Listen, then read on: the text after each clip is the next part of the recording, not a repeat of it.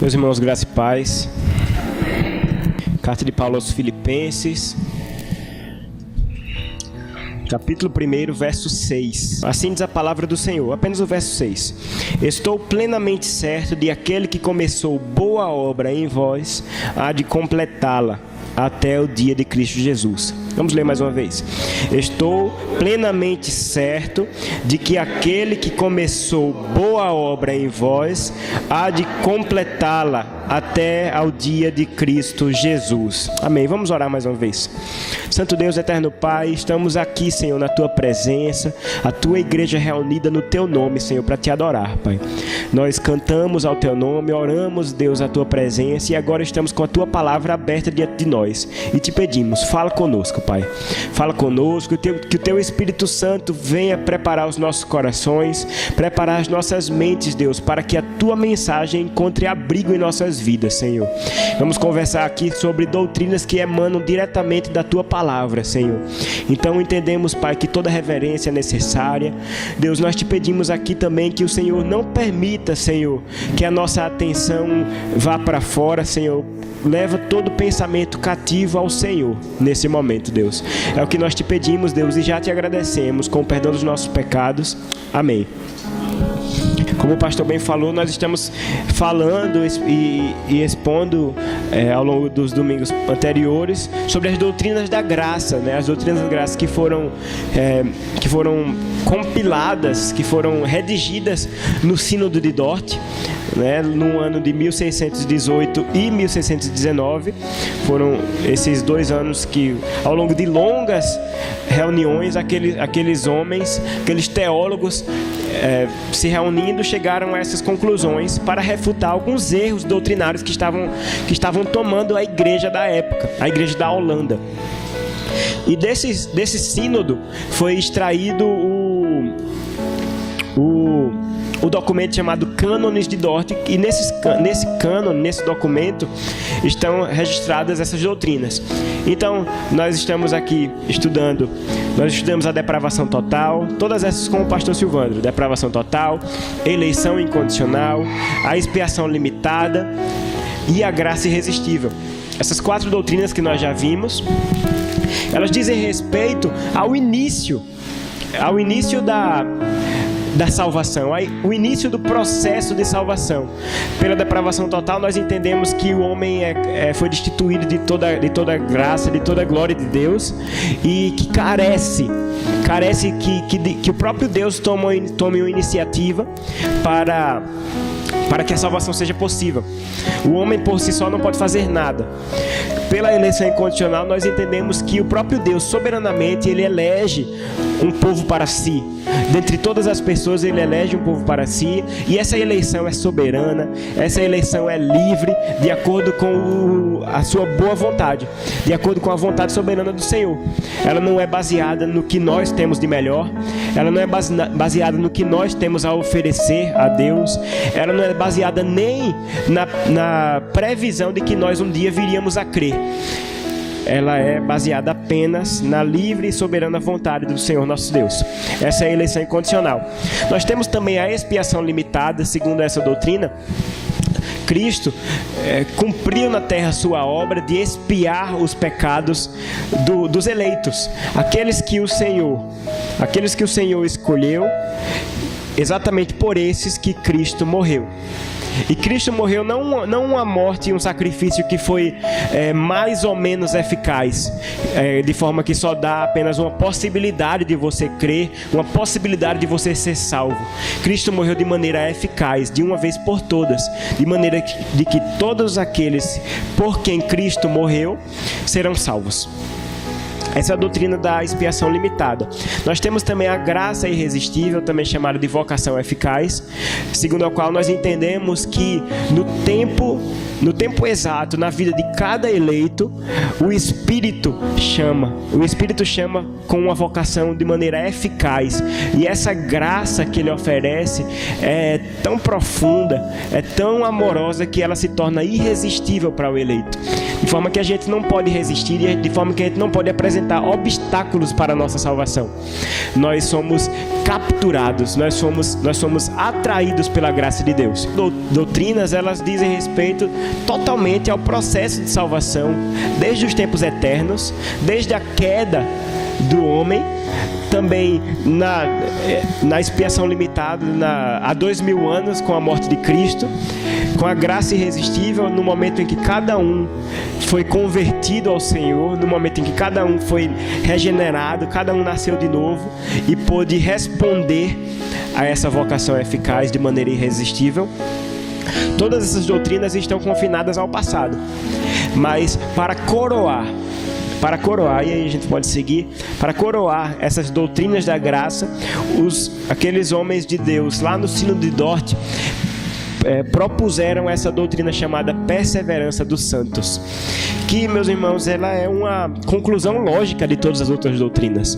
Afinal, se foi Deus que soberanamente escolheu os seus, se foi Deus que soberanamente resgatou e salvou os seus, é também Deus que soberanamente vai preservar e vai guardar todos esses eleitos até a volta de Cristo.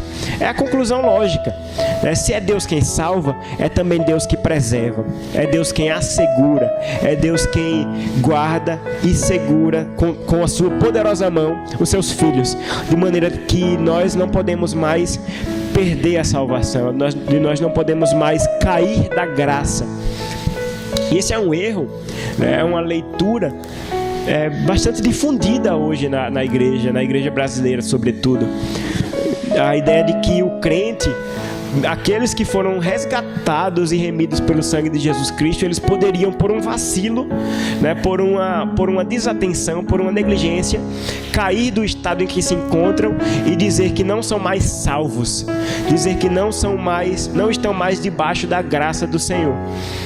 Essa de fato é uma doutrina, é uma doutrina, um ensinamento muito difundido, e com certeza muitos de nós já acreditamos ou até acreditam ainda hoje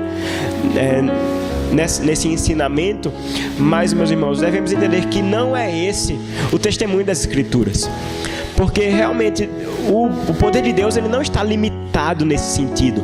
O poder de Deus, ele não está dependente daquilo que nós podemos fazer ou não. Afinal, se Deus elegeu soberanamente, se Deus expiou os nossos pecados soberanamente, se Deus nos chamou soberanamente, por que Ele iria entregar toda essa salvação ao que nós poderíamos ou não fazer, ao que nós poderíamos ou não cumprir ou deixar de fazer, de forma que, se a gente cai da graça, a gente invalida todo o sacrifício de Cristo por nós. É complicado quando a gente pensa nas consequências que acreditar na perda da salvação ela traz.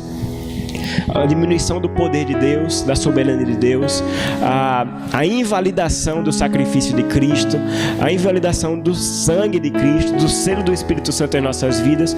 Todas essas doutrinas que são claramente expostas na Escritura, elas se tornam nada quando a gente afirma que nós podemos perder a salvação.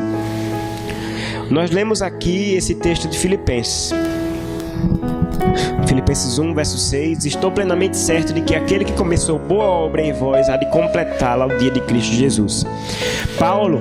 O apóstolo Paulo está falando aqui no início de sua carta, está falando aqui para a igreja em Filipos. Ele está falando para salvos, está falando para crentes, para irmãos na fé. E ele, no meio de sua oração, nós estamos estudando Filipenses na escola dominical, e nós vimos há 2 semanas, que Paulo está fazendo essa oração, dando graças a Deus por aqueles irmãos, dando graças porque eles não somente eram irmãos na fé que estavam distantes, mas eles eram irmãos que estavam cooperando com Paulo nas suas algemas. Paulo, quando escreveu essa carta, estava preso em Roma, e embora estivesse longe geograficamente da cidade de Filipos, ele podia escrever essa carta de uma maneira tão íntima, de uma maneira tão afetiva, que era como se aqueles irmãos estivessem com ele na cela, de maneira que ele dizia: vocês são cooperadores das minhas algemas, vocês estão sofrendo comigo, vocês têm o mesmo combate que vocês ouviam que era o meu, nós estamos juntos nessa caminhada. Paulo, ele sentia isso porque, além de ser apóstolo, além de se preocupar com o avanço do reino, foi o próprio Paulo que plantou a igreja de Filipos. Foi o próprio Paulo. Então isso explica o carinho que Paulo tinha por aqueles irmãos. E no meio dessa oração, quando exalta a cooperação, a perseverança daqueles filipenses na ajuda, no apoio que eles estavam dando ao próprio apóstolo, e abrir um parêntese aqui, era um apoio de oração, era um apoio de presença, de cooperação no trabalho, mas também um apoio financeiro. Aqueles irmãos ofertavam na vida do apóstolo Paulo. E Paulo estava agradecendo por esse apoio. E no meio dessa oração, ele traz esse verso 6.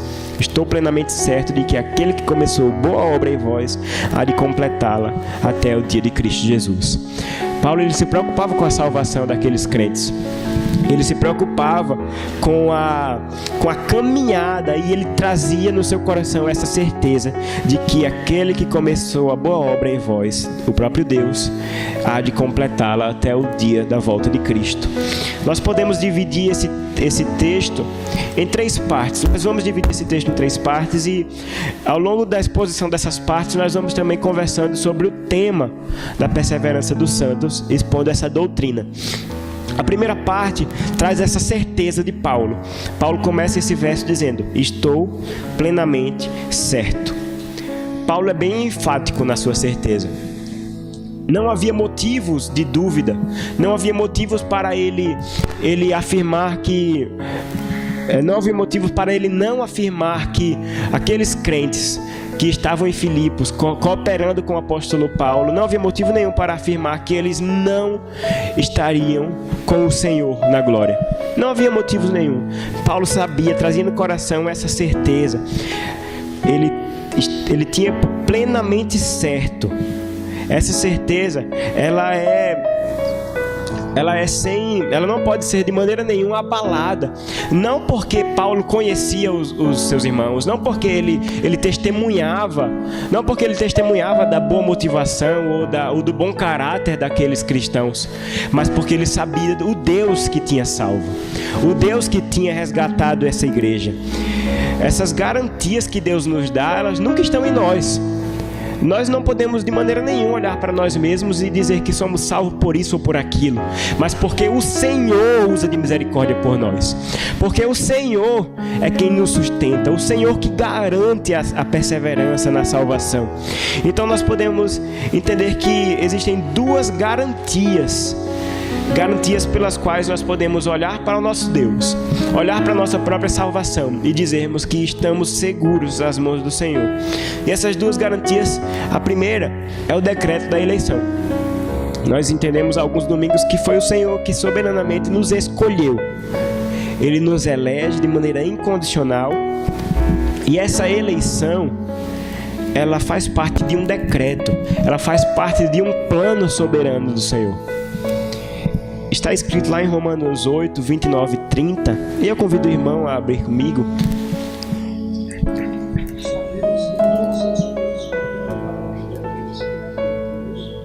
Aqueles que são chamados segundo o seu propósito, porquanto aos que tanto não conheceram, também os predestinou para serem conformes à imagem de seu Filho, a fim de que eles sejam primogênitos entre muitos irmãos. 30 também. E aos que predestinou, a esses também chamou. E aos que chamou, a esses também justificou. E aos que justificou, a esses também glorificou. Amém. Percebam, meus irmãos, que Paulo nesse texto, falando sobre a soberana eleição que Deus realizou, ele diz que aqueles que de antemão conheceu, também predestinou para serem conformes à imagem de seu Filho. Está aí o decreto da eleição. Está aí o decreto eterno, antes da fundação do mundo, pelo qual o Senhor escolheu o seu povo. Mas o texto continua.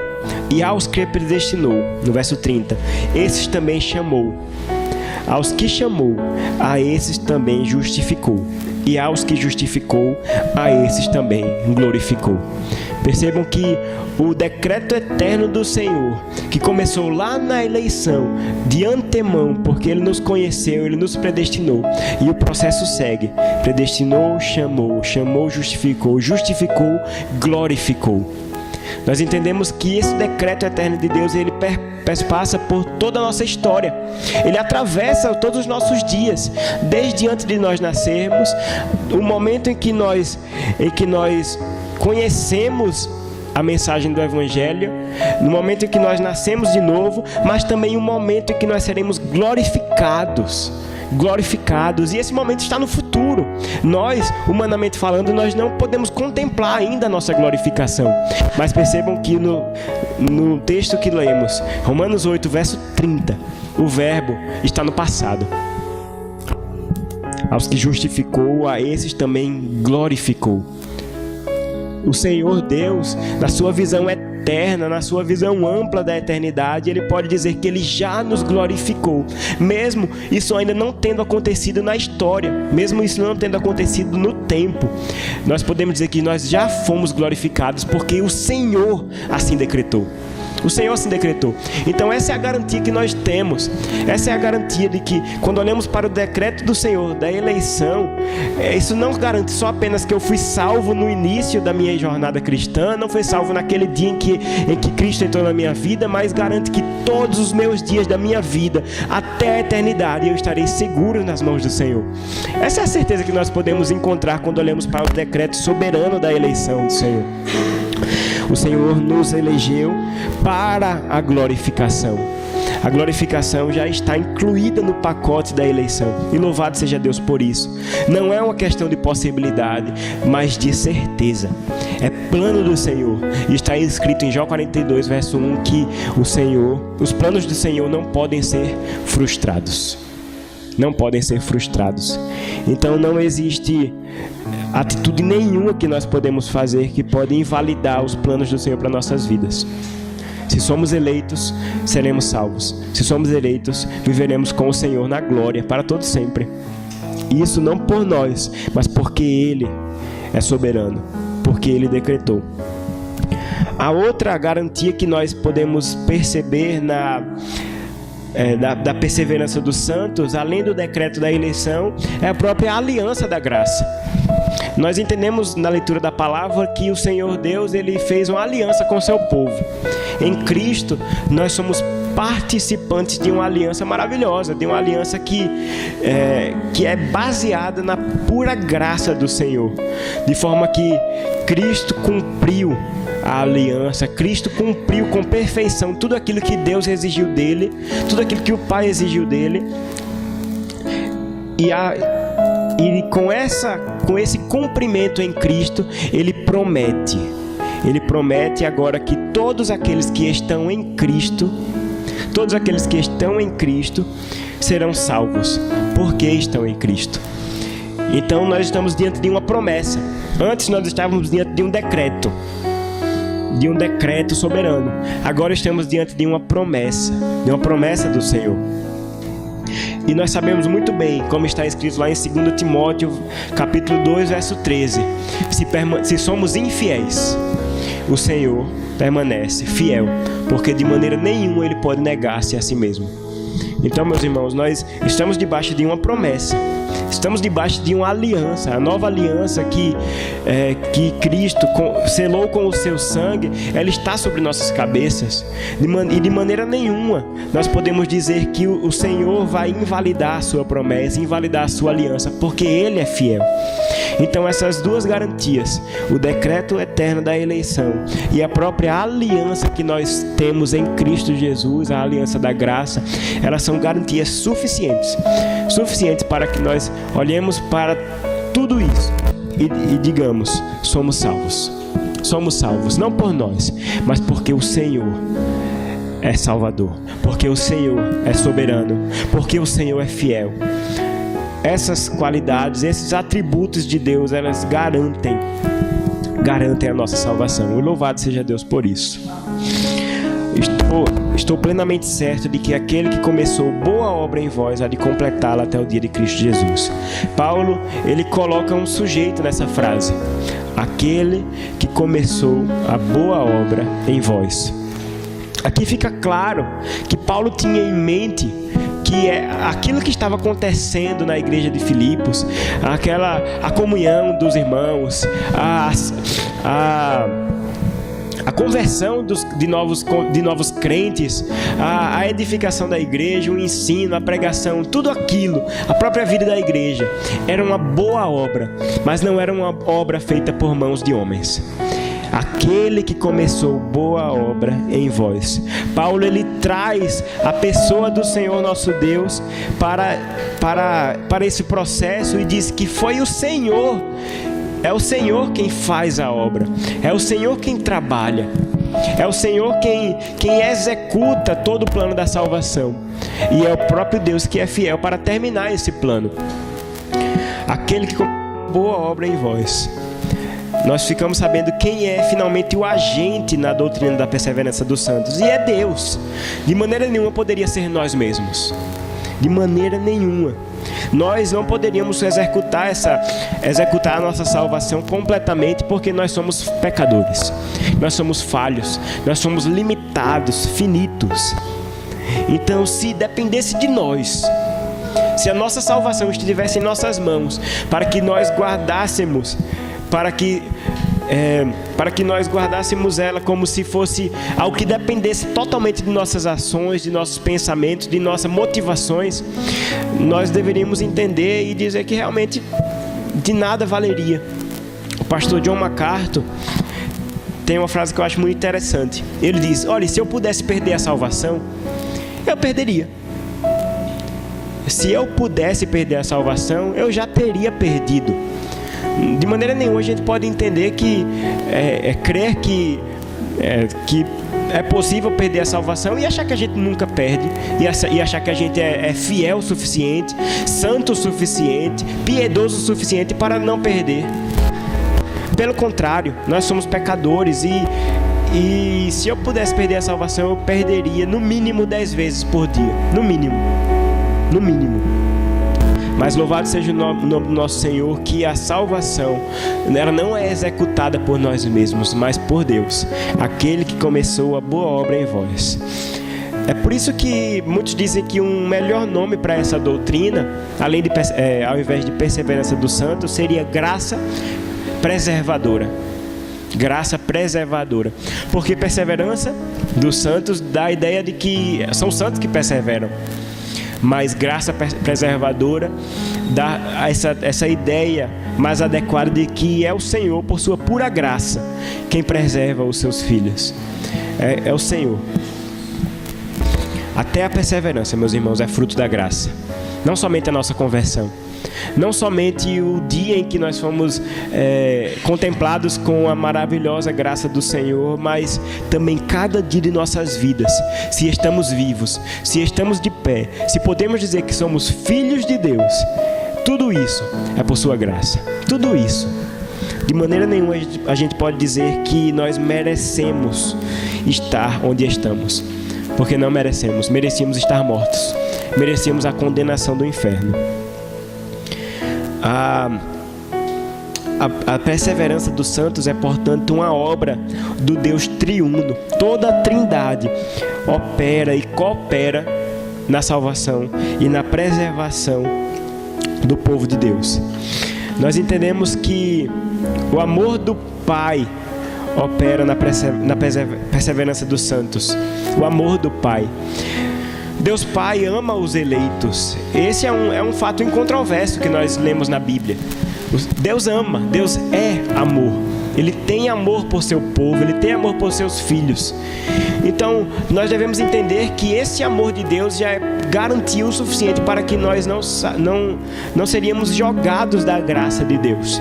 Está escrito num texto mais famoso da Bíblia, João 3,16, que porque Deus amou o mundo de tal maneira que deu o seu Filho unigênito para que todo aquele que nele crê não pereça, mas tenha vida eterna. Por amor Por amor, Deus enviou o seu Filho único, mas também por amor, Ele garante que aquele que tem fé em Cristo é salvo. E por amor, Ele garante que esse salvo, ele vai ter a vida eterna. A vida eterna faz parte do tema do amor de Deus. Faz parte do processo, das consequências do amor que Deus tem pelo seu povo. Porque somos amados por Deus, é que nós perseveramos nele.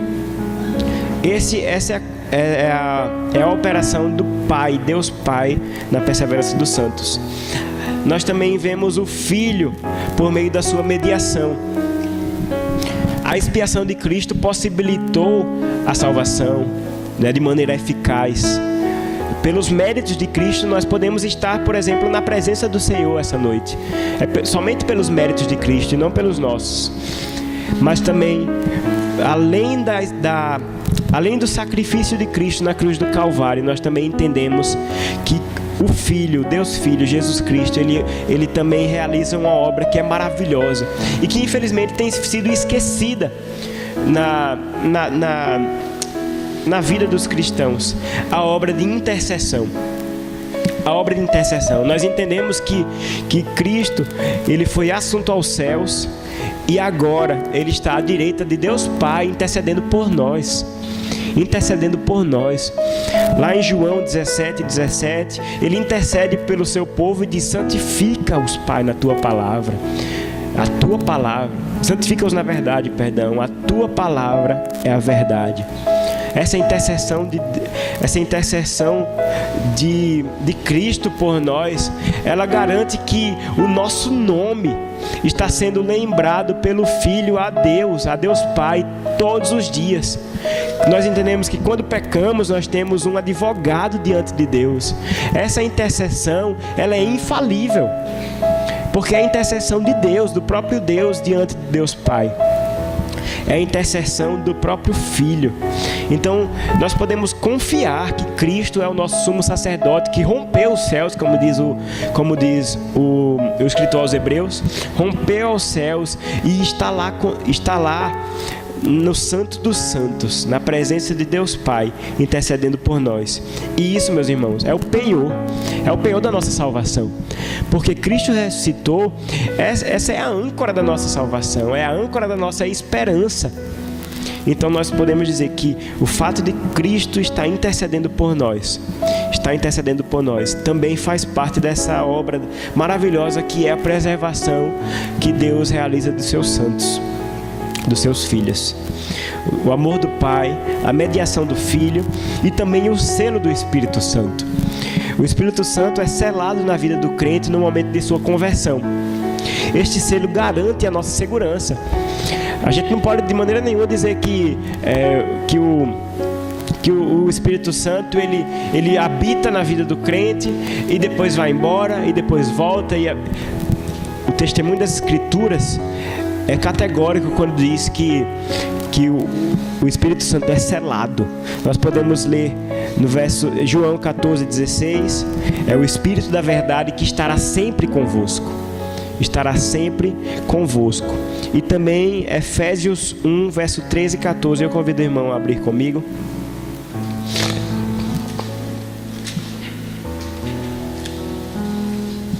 Efésios 1, 13 e 14.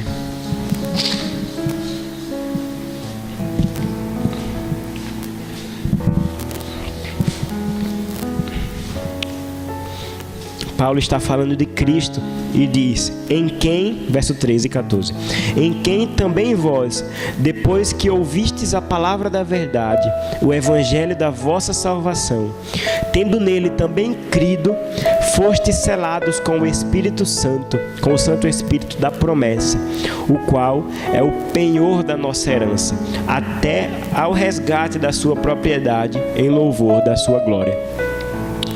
Tendo crido no Evangelho da salvação, nós fomos selados com o Santo Espírito da promessa. E esse selo, o selo do Santo Espírito, Paulo aqui diz que ele é o penhor da nossa herança. O penhor é aquilo que dá segurança, é aquilo quem dá o valor à nossa herança. Ele é o penhor da nossa herança, não somente no momento pontual da história, mas Paulo complementa, até ao resgate da sua propriedade, em louvor da sua glória. Então nós podemos dizer que o Santo Espírito foi selado em nossas vidas, foi selado na vida de todo crente verdadeiro, e esse selo, ele garante a herança que nós temos em Cristo Jesus, até o dia do resgate da sua propriedade. E esse dia do resgate da sua propriedade é exatamente o dia em que Cristo virá para resgatar a sua igreja. A segunda vinda de Cristo, que vai por fim a nossa caminhada aqui nessa terra, vai por fim aos nossos cansaços, aos nossos sofrimentos aqui na terra. E nós olhamos para esse dia com essa ardente esperança, porque temos em nós um selo que garante essa segurança. Para terminar, nós temos que o verso continua: e aquele que completou boa obra em vós há de completá-la até o dia de Cristo. Há de completá-la até o dia de Cristo. A perseverança dos santos, meus irmãos, é uma doutrina que contempla o passado, o presente e o futuro dos crentes. Todas as outras doutrinas da graça, elas ficaram no passado. Depravação, a eleição, a expiação, a vocação eficaz, né, a graça, todas essas estão no passado, mas a perseverança dos santos, ela está atuando todos os dias de nossas vidas. É uma obra que está em operação hoje. Neste momento estamos sendo preservados pelo Senhor. Jeremias diz que as misericórdias do Senhor, elas se renovam a cada manhã, e elas mesmas são a causa de nós não sermos consumidos. Nós não somos consumidos porque Deus tem misericórdia de nós, e ela se renova. O Senhor é fiel e Ele renova a sua misericórdia, renova a sua graça sobre nossas vidas, e essa graça nos preserva. Nós estamos de pé, podemos dizer que estamos salvos porque o Senhor nos preserva. Acontece que a nossa experiência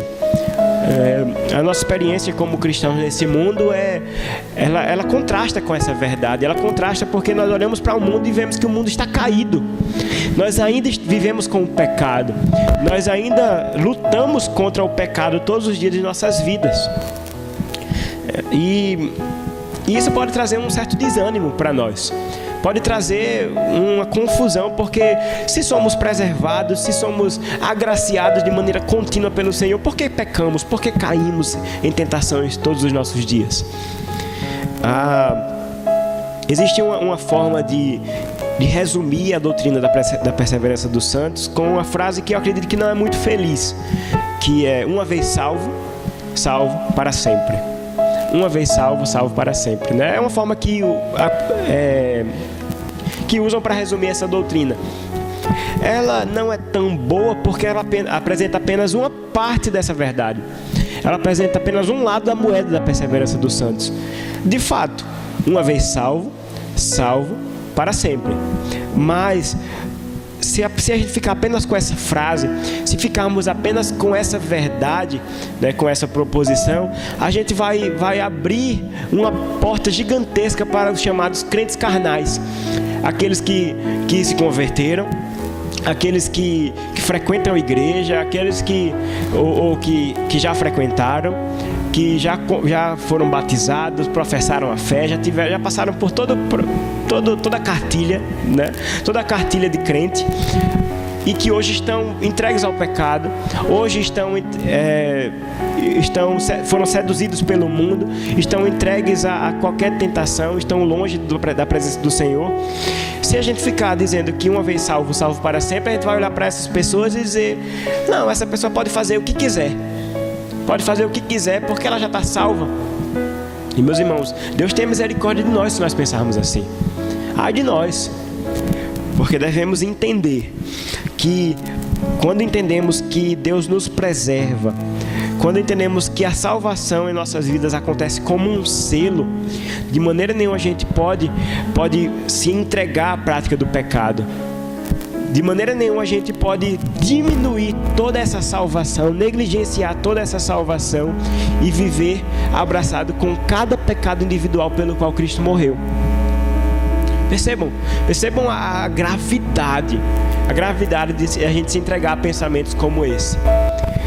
Acontece que onde há salvação, onde há verdadeira salvação, perseverança. A perseverança do santo, a santificação, a luta contra o pecado. Nós não estamos livres do pecado ainda. Nós somos libertos do poder do pecado, mas ainda sofremos com a sua presença. Mas entendemos que se fomos salvos, se fomos verdadeiramente salvos, a nossa habitação com o pecado nesse mundo, ela sempre vai ser conflituosa. Ela sempre vai ser uma luta, sempre vai ser uma guerra.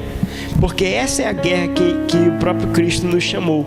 Uma luta que não é contra carne nem sangue, mas é contra principados e potestades. É uma luta espiritual. É uma luta contra o pecado, é uma luta contra a nossa própria carne, nosso próprio corpo pecaminoso. Essa é a luta. A santificação, a luta contra o pecado, ela é a evidência da nossa salvação. É a evidência da nossa salvação. Acontece que nós, e podemos dizer isso, nós estamos também sujeitos a crises espirituais, a crises de fé, crises de desânimo. Afinal, passamos por isso, né? Podemos estar passando agora por uma crise desse tipo. Crises em que nós perdemos a alegria da salvação. Nós não perdemos a salvação, mas perdemos a alegria da salvação. Perdemos de vista, de perspectiva, as promessas do Senhor. E de repente nós não estamos mais buscando os recursos, os meios que o Senhor nos dá para alimentarmos a nossa fé, alimentarmos a nossa salvação, a palavra, a oração, a comunhão com os santos na igreja, os sacramentos, o batismo, a ceia do Senhor. De repente negligenciamos esses meios, negligenciamos a nossa vida cristã, estamos perdendo a alegria da salvação, desanimados espiritualmente, sem fé. Podemos cair em tentação e cometer pecados graves, além daqueles pecados que cometemos todos os nossos dias. Podemos fazer isso atraindo escândalo para a igreja, escândalo para o evangelho, e podemos até cair em juízos terrenos sobre nossas vidas. Juízos terrenos, por exemplo, o pecado no meio da igreja, nós sabemos muito bem, ele dá espaço à disciplina. A disciplina e o irmão, ele é tirado da comunhão da igreja. E a gente não pode dizer que ele perdeu a salvação por causa disso, mas é apenas um juízo terreno que caiu sobre sua vida por consequência do pecado, porque aqui nessa terra nós estamos sujeitos ao pecado e às consequências do pecado. Mas devemos também entender que Deus graciosamente apresenta o caminho do arrependimento. Ele apresenta o caminho do arrependimento de forma que Ele não coloca sobre nossas cabeças uma provação maior do que a gente pode suportar. Ele traz também o escape. Ele traz a alternativa. Então nessa luta nós sofremos, nós somos provados, somos tentados, nós somos esmurrados pelo pecado, mas podemos olhar para a cruz de Cristo e entender que existe sim o arrependimento. Nele encontramos perdão para os nossos pecados, nós encontramos correção, nós encontramos na palavra os ensinos que nos auxiliam, que nos levam a um caminho perfeito, que nos levam a uma vida santa, sem mácula diante do Senhor. E nós fazemos isso nesse processo de santificação, dia a dia, como o apóstolo Paulo falou, até ao dia de Cristo Jesus. Até o dia de Cristo Jesus. E esse dia, meus irmãos, esse dia, ele deve estar estampado em nossas mentes, em tudo que a gente faz, em todas as coisas, em decisões, em pensamentos, em palavras, em tudo que a gente faz. A volta de Cristo deve estar estampada. A eternidade deve ser a nossa esperança. A eternidade deve ser a nossa ardente expectativa. Porque como Paulo falava, olha, se a nossa esperança se resume apenas a essas coisas terrenas, nós somos os mais miseráveis de todos os homens. Nós somos os mais miseráveis de todos os homens. Mas louvado seja o Senhor nosso Deus, que a nossa esperança ela não se resume somente aqui. Nós cremos e esperamos pela salvação que vai acontecer lá na glória. a consequência da salvação que nos alcançou desde a eternidade, a consequência dessa salvação que alcançou em determinado dia de nossas vidas, quando nós fomos convertidos ao Senhor, essa salvação que vem sendo preservada todos os nossos dias pela doce e poderosa mão do nosso Deus, ela também vai ser consumada e glorificada, e estaremos eternamente com o Senhor. Estaremos eternamente com o Senhor, não por nós, não por nossas obras, não porque somos bons, porque não somos, mas porque Ele é fiel. Porque Ele é fiel. Paulo, lá em 2 Timóteo, capítulo 1, verso 12, ele diz: eu estou sofrendo todas essas coisas, mas eu sei em quem tenho crido, e estou bem certo que Ele é poderoso para guardar o meu depósito, para guardar aquilo que é meu, a minha herança, até aquele dia. A nossa segurança, a nossa garantia não está em nós mesmos, mas porque sabemos em quem nós cremos e sabemos que Ele é poderoso. Nós sabemos que Ele é poderoso para nos guardar. Ele é poderoso para nos preservar e nos guardar em suas mãos e nos levar até a presença de Cristo Jesus. Louvado seja Deus, meus irmãos. Nós temos aqui algumas aplicações dessa doutrina para as nossas vidas. Essa doutrina, ela nos encoraja para a luta.